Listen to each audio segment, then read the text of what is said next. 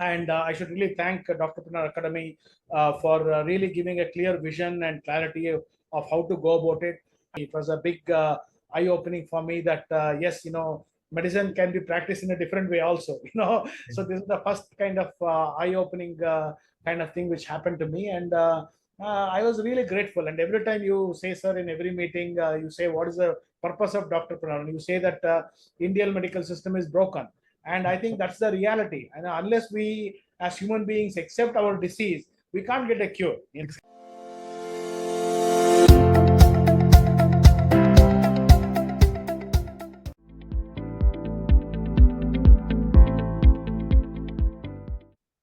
Hello friends, welcome to yet another episode of Hall of Fame interviews. And today we have with us Dr. Srikanth. He is a well-known orthosurgeon in Bangalore, and he has done his degrees from India as well as UK. In India, he has done MBBS and MS in orthopedic surgery from Bangalore Medical College, and he passed in flying colors. After that, he went to UK for his training in the knee surgery, and he has done multiple trainings in the field of orthopedics. Not only this, he is a very, very inclined to technology, robotics, and AI. So we have a updated orthosurgeon today who is on the forefront of the technology. I'm very happy to invite and host you, Srikanth, and best of luck. Thank you, sir. Thank you.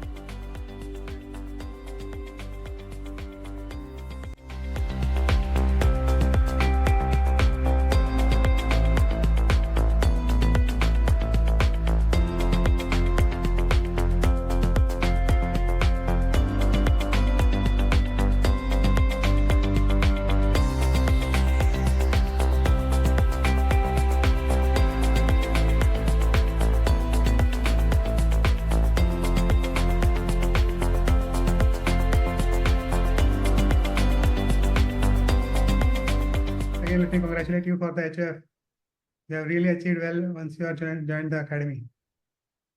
But we'll start from the background. How did you start, and what were your schooling like?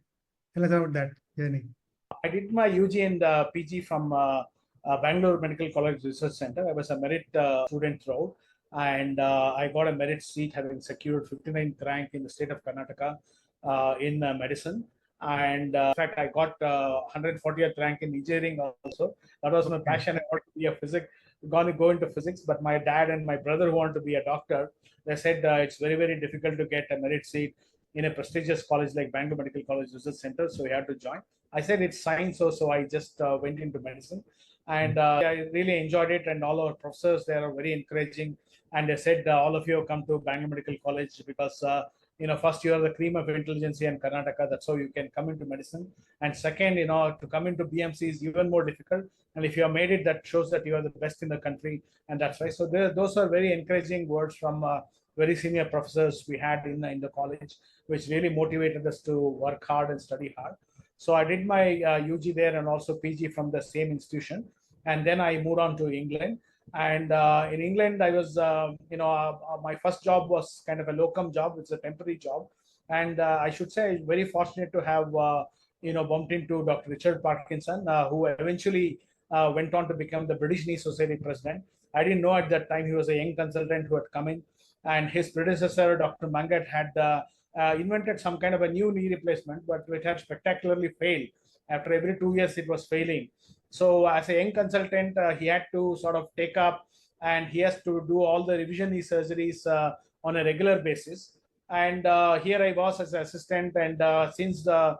Richard Parkinson was very passionate about cricket, and my name was Srikanth, and there was a great Krishnamacharya Srikanth. So we hit in very, very nicely, and he really enjoyed my company, and we used to talk a lot about cricket as well. And since the registrar had to go for Liverpool for training every Friday, that gave us private space. So morning I would do his list, and then afternoon I would go with him to do his private list in the private hospital. And, we'd do a few arthroscopies, some knee replacement. And then, he would take us to a pub, have a beer, drop me back in my accommodation, and also pay me money for the private work done. Very, very ethical kind of doctor. Many people would have just used me and not paid, but he's an amazing person. And that's how, as a great knee surgeon. And I learned the basics of revision knee surgery straight away, which had not been exposed to before actually. And eventually he went on to become the British Knee Society president. Between I think 2014 to 2016, he was the past president, and he also got voted as the top 10 best knee replacement surgeons and trainers in the UK. So it was my luck that I could just bump straight into such a great personality who would eventually become a fantastic personality. And if I'm a knee surgeon today, all my credit and gratefulness goes to him, because he inspired me to take up knee replacement surgery in a big way. And from then I moved on to Wrightington Hospital, which is in Manchester. And again, Wrightington is a very iconic place. It's a birthplace of joint replacement surgery. So again, I didn't plan. I sort of, it's destiny. I bumped into this place, and then I was in the lower limb unit with the disciple of the father of hip replacement surgery, Sir John Charlie, and Prof. Roblowski used to work there, and I used to see him operate and things like that. And I had a fantastic research environment there. All the consultants there, they really encouraged us to work very hard. Within that short span of 6 months in Wrightington Hospital, I was with the upper limb unit with Dr. John Stilwell as well. So those, my registrars and all, they helped me, and I could really go into the depth of hand surgery, and I could do one research, a proper research on hand surgery. And at the end of the 6 months, I not only got a kind of an abstract publication, but also they encouraged me to go and present this in the Royal College of Surgeons in London. And this was a joint British-Belgium Hand Society meet. It was filled with all the top professors of hand surgery in the world. And for me, the newbie and all, just into orthopedics, talking to professors of hand surgery was really shuddering. And so Dr. John Silver, he was a professor, he's an amazing person. He said, Sri, why are you scared, man? It's a research that you have done, you know the data. Yeah. All these professors don't know the data. Go be bold and present it. Yeah. Don't worry, I'm here, we'll support you. So that kind of help, I could boldly present. And that removed all my stage fear, how to talk to people and all, because my first presentation was an international presentation, that too, in the Royal College of Surgeons of London, and that too to all the top hand professors of the world. So that went well. So fortunately, not much bouncer questions were asked, and my team from Wrightington was there to support me and cover me for any fault or mistakes. So it was very nice. It sort of gave me a lot of boldness. Then I sort of got into a kind of basic surgical training in East Anglia and Great Yarmouth. That was very nice. And people said, don't do only orthopedics, you'll become very, very narrow. Do a little bit like, the ENT or a plastics and that kind of a thing, which will help you as a doctor understand. So I did a bit of casualty for 6 months and a bit of ENT and general surgery.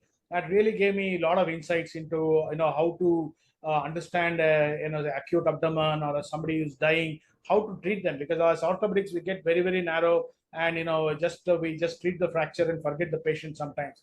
But this basic training was very, very helpful for me to treat a patient as a patient first save the life, and then once his life is saved, then save the limb. So that is the priority, and that was a very, very valuable training, I think, which I got.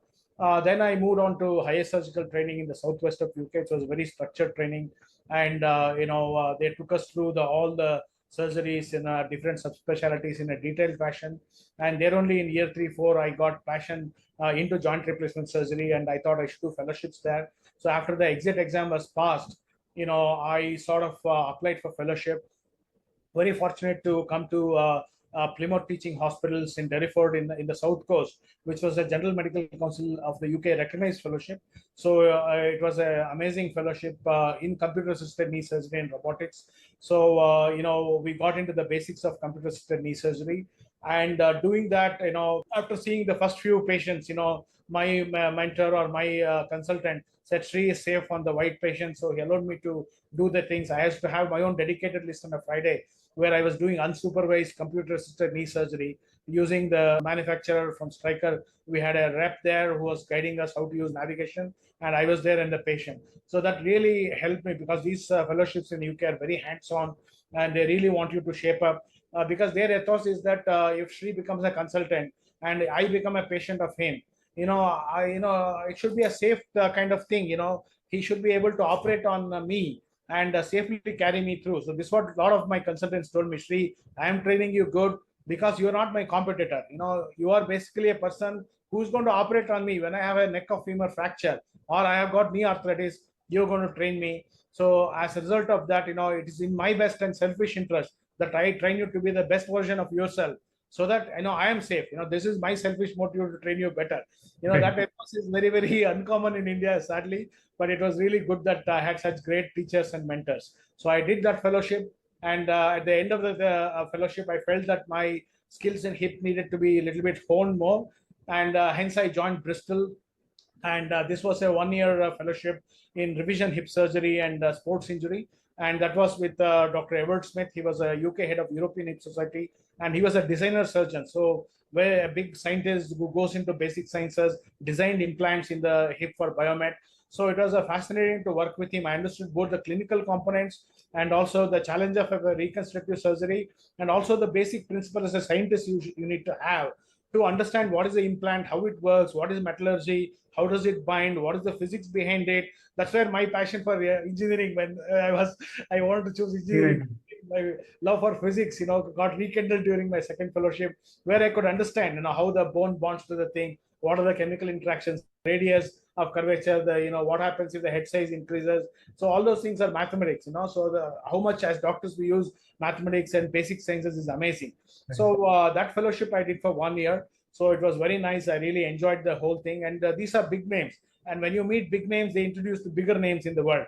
And that's how all the big names that I know today is because of my second fellowship working with Dr. Edward Smith.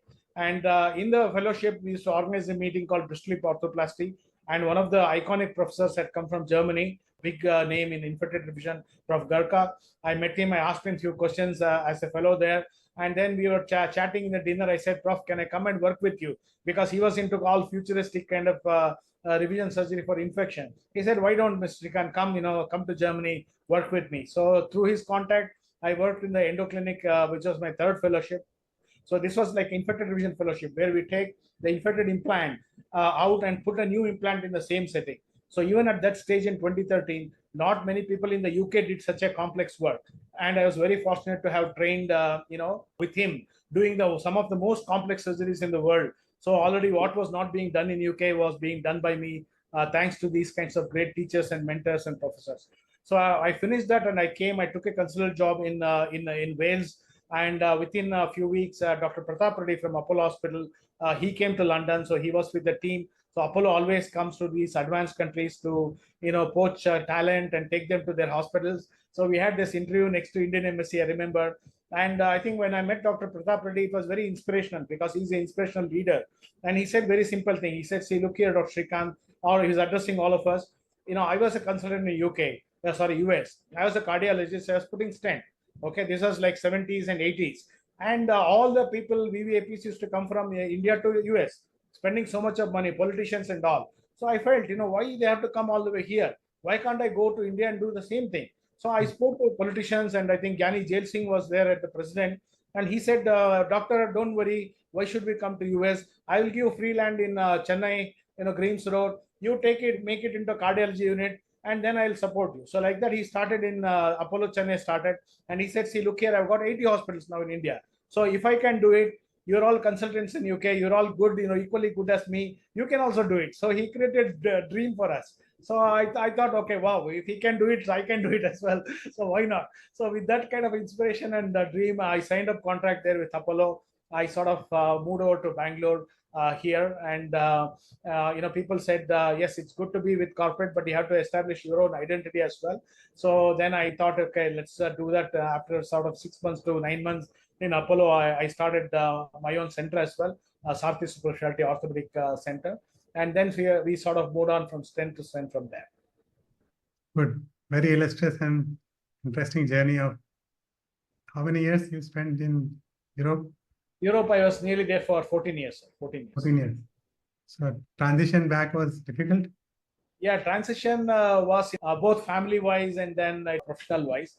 Family-wise, my son was just around, he was 6-7 standard. So he was used to the UK kind of system. But I knew that if I had waited 1 more year, he would not have come back. So it was very critical for me to make that decision and come. Otherwise, we would have stayed there for forever, really. So he took a year and a half to settle down, learn the local languages. Kannada is our mother tongue.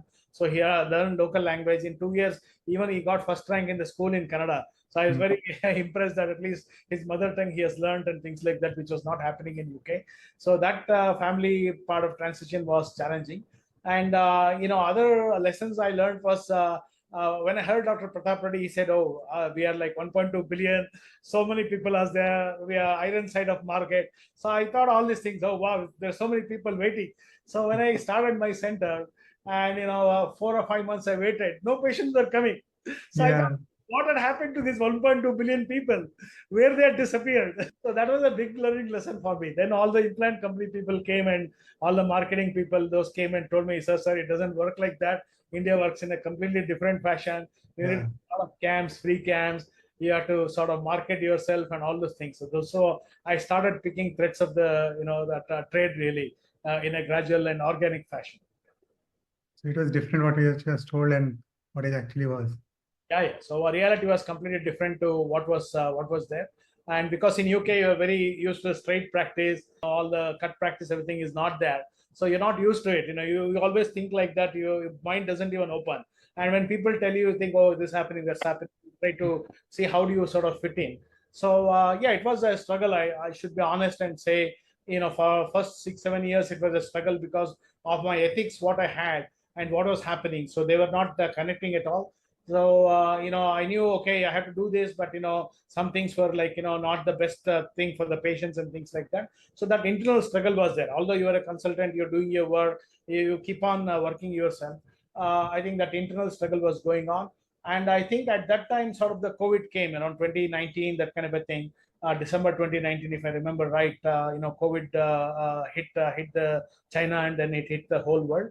And I think that the COVID sort of was in a like a lesson for the world to stop. They're just too rushing in the wrong direction without any thought process. It's like, hang on, stop. It was a full stop to the world for them to stop, realize, reflect back, and see what they were doing, and then proceed further. I think COVID was a much needed stop. In fact, I was so involved in all the COVID process. I was one of the first few people to. I used to tweet Narendra Modi quite a lot at that time because I was very active in Twitter. So looking at what was happening in China, I said, you have to go into lockdown and things like that, And not many people knew about it till around February, March of 2020, I think. But this was in December 2019. I sent a lot of tweets to him saying that lockdown is the best way and this is how the world is going. And in a way, it's fortunate that his team, whether Modi reached them or not, I don't know, but his team went into the first lockdown. I think that saved a lot of Indian lives. If that's not happened, we would have lost a lot of Indian lives, like Europe lost or America lost, and that like that. So that was good. During that COVID period is that I got introduced to the Doctorpreneur Academy. I met you virtually for the first time, and Mr. Amit sir also first time, and it was really opening for me. It was a big eye opening for me that yes, medicine can be practiced in a different way also. So this is the first kind of eye opening kind of thing which happened to me, and I was really grateful. And every time you say, sir, in every meeting, you say, what is the purpose of Doctorpreneur? And you say that Indian medical system is broken. And I think that's the reality. And unless we, as human beings, accept our disease, we can't get a cure. Except that what is the fact? Absolutely. I mean, if I got a cancer, if I say, oh, no, I don't have a cancer, that means I'm in denial. I will not even take treatment. How will I ever get better? So, first thing for me as a person is, if I got cancer, say, yes, I've got a cancer. If the medical system is broken, say, yes, it is broken. So, at least if you accept that, then you can take steps to correct the whole thing. And that's where I really like the whole concept of Doctorpreneur Academy, and how you are really changing, and the kind of work you're doing in medical leadership, because that is the most important thing needed for India. Because I met a lot of medical leaders in Bangalore, and but were very few good leaders. I met in big corporate hospitals, because meeting all the big corporate hospital CEOs or CEOs is not a difficult thing for me. When I met one, I'll not take his name, but he was heading one of the corporate hospitals in South Bangalore, and he looked at my CV and he said, look here, Dr. Srikanth, I was the brain behind, me and my team was the brain behind putting the number one joint replacement surgeon for Karnataka to the market value that he is today. Okay, your CV looks very impressive. So if I can do something for him, I can do something for you. That kind of a attitude, a challenge that, I can take a youngster and I can make him grow, take him to the next level. This is a unbelievable kind of leadership, which is sort of sadly lacking in the country.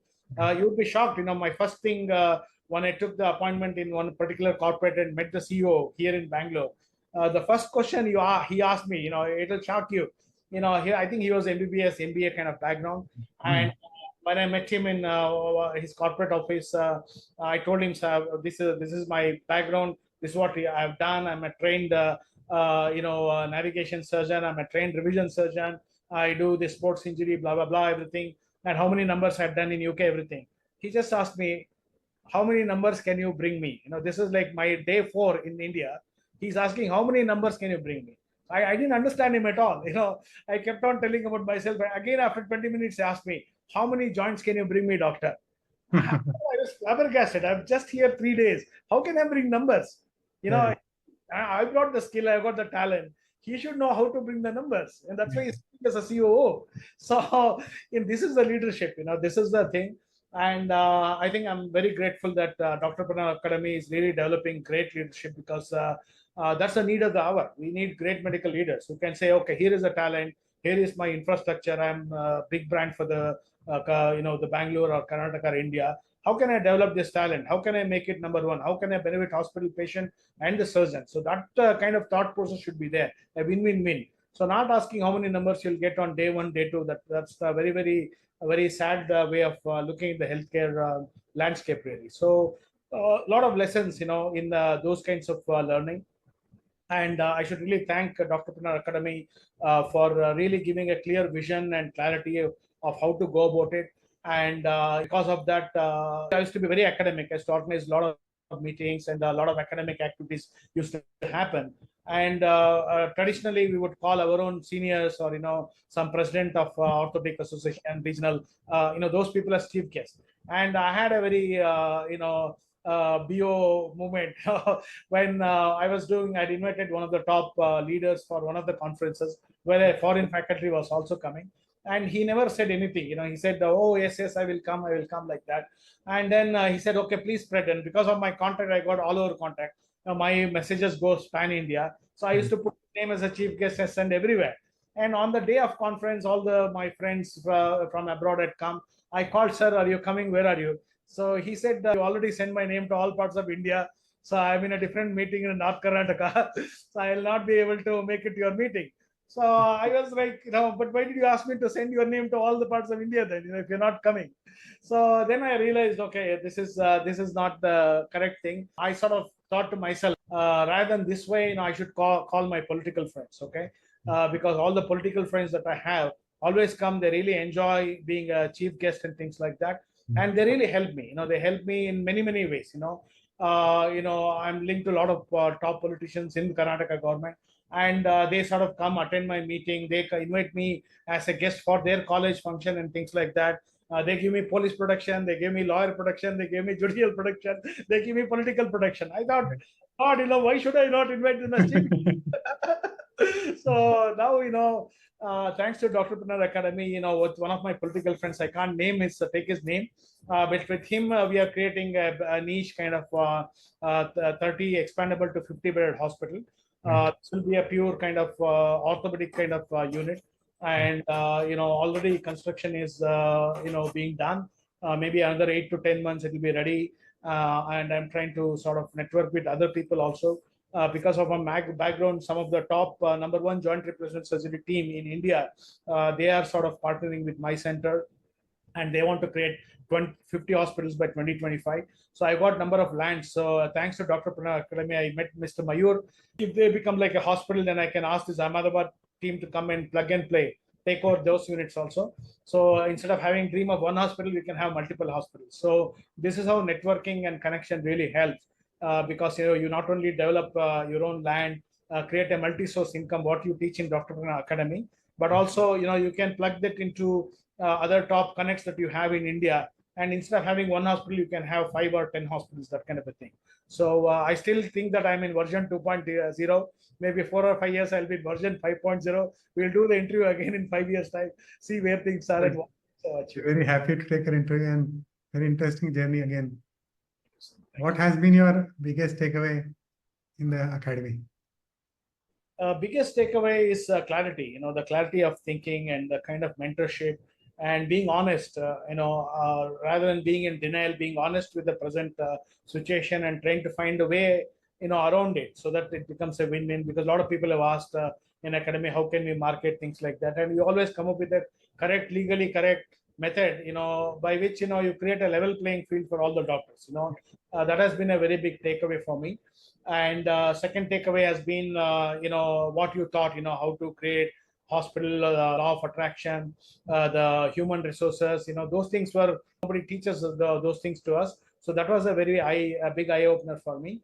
And I should say one of the greatest eye opener for me was when you and Amit sir talked about AI last year. I don't think any other company has done that in India, to be honest. Yeah. I was literally blown over when I went through the modules, and I completely completed within 1 week. I went through all the modules. That gave inspiration and insight. I said, wow, this is fantastic. I've been doing annual meeting every year on advanced technology. So last year I said, why don't I do it on AI? So I sort of took help from what I had learned from both of you. And the first AI meeting I did in Bangalore here as part of Meet the Masters course. And I invited my friend from Leeds, who was a consultant radiologist. He came over to Bangalore. He talked about AI in radiology. I talked about AI in orthopedics. And it was such a big hit. All that I put is, will you have your job in next 2 years? That's all is time. And it went to all the orthopedic surgeons. 1,200 orthopedic surgeons joined, all over India. So my media team said, Srikanth, I've never seen, you got big professors from London to talk in these meetings, but never I have seen day one so many people coming. But this meeting is like a super success because 1,200 people dying to come and join, listen to you. So I think I should really thank you and Amit sir for being the inspiration. And I was invited faculty in Bristol to talk about TB hip. So I was there, and one more topic was there I was supposed to talk, but we didn't have the data full for the new research. And I spoke to my mentor, can I talk about AI? And he said, why not, Sri? You talk about it, you're quite into it and all. And fortunately, we had a professor of bioengineering, Richie Gill, who had gone to London. And there is a place where they first did World War II Bombay machine or something is there, which, Alan Turing machine. Yeah. So there, and there's a world's biggest AI conference which happened, where everybody came, who's and who of, Rishi Sunak was there. We had Kamala Harris, we had Elon Musk, we had the Virgin Atlantic guy, CEO, all the top guys were there in the world. And he was there as well. And he talked as an engineer, how AI is going to change things. He talked about the CAGR and things like that. So that was a very, very good presentation in Bristol. And after his talk, my talk came. So his talk was engineering based, mine was medicine based, how it will affect doctors. And both of them together, it was really good. And he met me and he said, Dr. Srikanth, we should really work together. And then at the same meeting, I met Dr. Manoj Ramchandran. He's my hero. He has written a book called Basic Sciences in Orthopedics. And then that book is a must to pass FRCS Orth. So any developed country person passing FRCS Orth would have read that book. So it is a fantastic book. So for me, it's a dream come true to meet him. And I talked about my interest in AI, and I really didn't realize that he was like a guru of AI. So what he has done is, he has created his own AI company, and he has put his AI company software in 1,500 hospitals in America, being a professor in London. And he has employed 500 engineers in America. He's a professor of orthopedic surgery in London, but running an AI company. And it's going to, he was so happy to meet me. He said, Sri, I really want to work with you. India is my homeland. In a way, we left a long time ago, but I lived in Bangalore also for some time. I really want to come back to Bangalore and meet you. So let's have a AA meeting together. So that's going to happen sometime this year. And if you listen to him, it's mind-blowing. Medicine is not going to remain what it is now. And that is, his ideas are 20 years ahead of me. So I think it'll be very, very interesting to have this meeting this year. And somehow I'll try to plug in Doctorpreneur community as well at that time, so that we also evolve connecting with these kinds of big people in the world. Great journey. Once again, I'll tell you. Because you have taken the small things which you got and you have magnified it and used it at proper places. So when are you seeing your company getting launched? AI company? AI company, yes. I think I should thank Amit sir. He gave me a lot of contacts, and because I do a lot of meetings. I had a Wealth Summit recently where a group from London came, and they had some contacts with a guy in Germany and US. They are also into AI. So they also came and met me, and they were very, very keen. They said that, yes, it looks very good. because ultimately we got one concept where the present robotics in the world, they have data. Doctors don't know what to do with the data, and at present it's not connecting. It doesn't make any sense because it's throwing a lot of data, and we really don't know what to do with so much of data. And we need somebody big brain like AI to really understand this data. So when I was in Bristol, I was talking, and in one of the presentations, I said, "Look here, we need to integrate AI with what we are doing, and that's the future." And I used a company name, inadvertently, I used a company name. That company is not in India, but the company CEO was there in the meeting, and he heard me saying his company robot, which has got the algorithm. That's the only robot which has got algorithm. Algorithm is the basis for AI. So I said, if we marriage, this robot with the algorithm, with the AI, then we can create wonders. And then it sort of woke him up. And in the coffee break, he came and met me. He said, "Dr. Srikanth, I heard your talk. You talked about my company. So I'm happy to share my data. So we should work together." So this is how these things happen. We are working on that. And I think, if we click that, we are sitting on a $1 billion kind of business really. And that's where I want my AI team in India to go there, present to them, take that data, create something wonderful really. So at present, yesterday also I had a meeting with a guy who's a local engineer, but he is based partly in Germany and US. So they're all working on it. So maybe I think probably another 2-3 months I should launch it. But already we are creating a bot and everything, a lot of plans and trials and the beta testing is happening. But this is my final project, integrating robotics with AI. So that's happening. That's in the pipeline. Maybe 2-3 months I should launch it. So creating a hospital, multiple hospital chains, and creating an AI company, working in robotics, doing clinical work, research. How do you get time? Yeah, yes, sir. I think I should thank you taught me about time management also. So I think I sort of had to club everything. So man is there for multitasking, and I think he should do all the things. So that's what makes a real man, really. Yeah. Great. So tell me some messages for the young orthopedicians who are starting their career. How should they plan that? Yeah, I think I would tell young orthopedics surgeons, just be interested in research and development and audit and that kind of a thing, and also be aware of institutions like Doctorpreneur Academy. So you may think that maybe for seniors and things like that, but a lot of basics are being taught, which is not taught in our curriculum, unfortunately, like finance, like communication. There's so many legal aspects. All these things are kept away from us. I think joining a community like Doctorpreneur community can help them also look at the soft skills, and they need to develop, because I see this in London. I see a young boy coming, year 4 medical student. He says, "Mr. Sri, I want to do research. I want to publish this. I want to go to Singapore. I want to present this paper in year 4." And I used to do it as a registrar, not as a SHO. But these now medical students are coming to me and doing. Write a book, and then you become an author, you become an authority. And those things are very, very valuable things which our younger generation have to learn. They're very clever, younger generation, but they have to just get a proper mentorship from people like yourself and Amit sir, and then get on. That's what is my message. So much. Thank you. You're praised so much. So it was fantastic talking to you, and your journey has been an inspiration for everybody who is watching, and me as well, because you've taken the steps in the right direction and got the right nice things. Once again, congratulations and thank you. Pleasure talking to you. Thank you, sir. Hopefully in 3 years' time, I'll come back with Dr. Srikanth 5.0, and we would have really achieved these dreams, and we will take it to the next level. Thank you, sir. Thank you. So much. Thank you.